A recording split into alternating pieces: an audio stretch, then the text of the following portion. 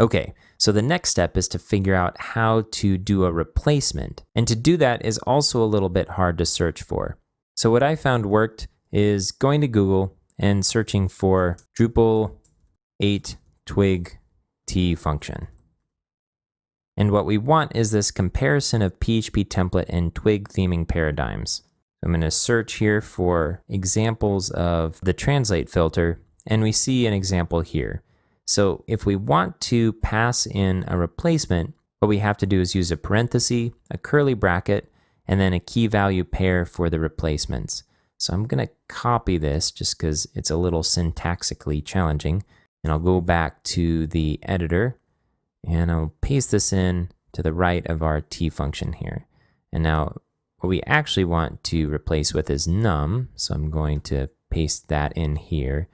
And let's just put a random number here. We're going to replace that with something live shortly. But for now, we'll see if this works. So I'll go back to the browser, go back to our Drupal site and refresh. And sure enough, it says below are the last 5 pages you have visited. All right, cool.